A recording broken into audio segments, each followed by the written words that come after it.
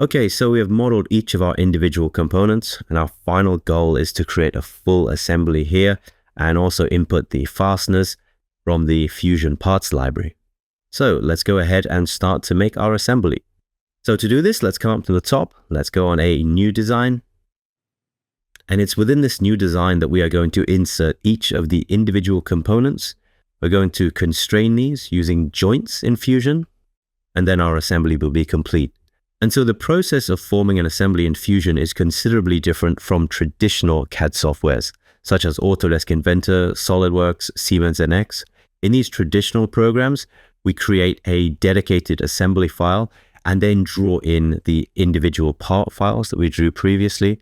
Whereas in Fusion, we form an assembly within a design file where each of those components have a link to their associated design files.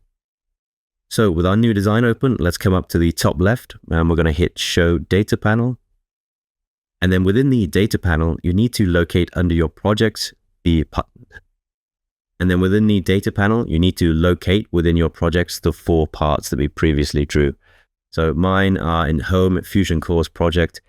I've got a folder called Creating Assemblies. And then under Assembly Tutorial, I've got the past 4 parts that we've drawn. So let's start by inserting one of these. Let's go for the base plate. To do this, we right click and then we select Insert into Current Design. Left click once.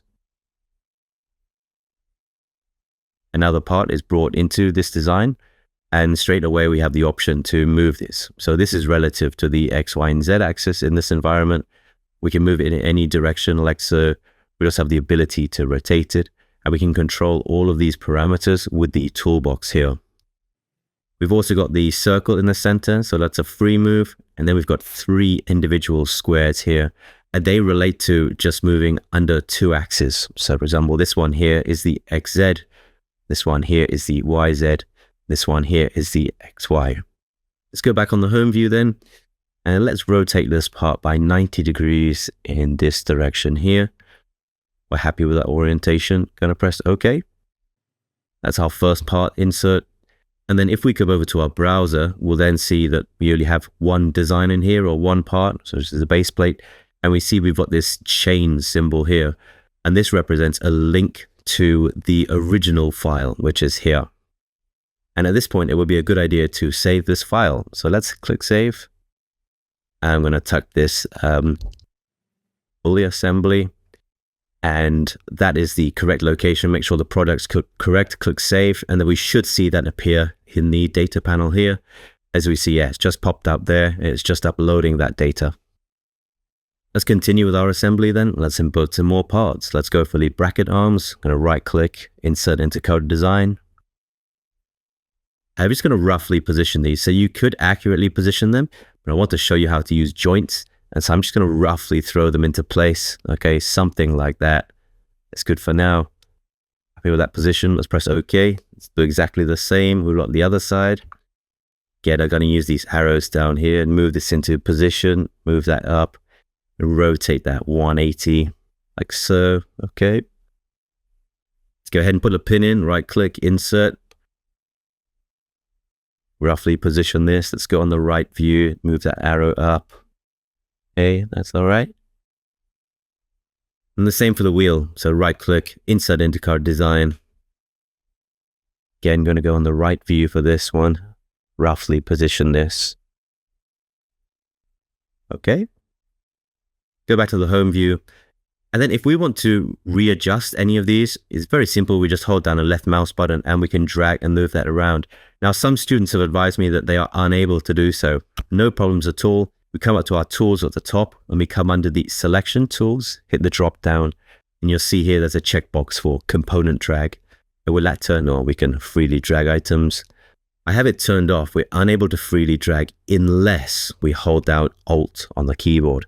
So I hold out Alt, I can then move these parts around, but without Alt held down, I'm unable to move this part. I would always recommend keeping component drag on. Personally, it's just easier for moving things around. Now there's one item here, which is the base plate that we are unable to move. So I'm holding down the left mouse button now, but I'm unable to move this part. However, all the others I can. And so this has formed a relationship with this particular design, and it's what we call ground to parent. Okay, so if we come up to our browser and then we go another base plate, we'll see there's this anchor symbol next to the part, and that indicates that it's a ground part. So if we right click on this, we've got the option here, unground from parent.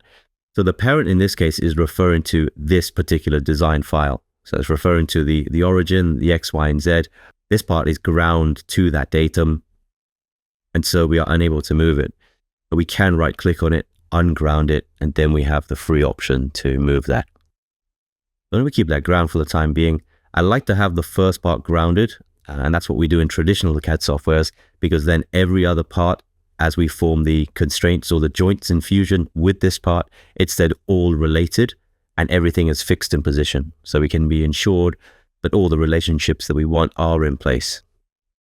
Then just another tip for moving parts. If we did want to move a part precisely, we can come over to the browser. Let's say we wanted to move this part precisely. We can right click on that part and then select a move copy or shortcut M on the keyboard. And then we've got our arrows and our wheels. We can adjust that how we need, like so. We can use the parameters in the box here to control that. Okay, so that's how we place parts inside a design file and roughly position them. And then in the next lecture, we'll begin to use joints, where they'll form constraints and relationships between each individual part. So I look forward to seeing you there.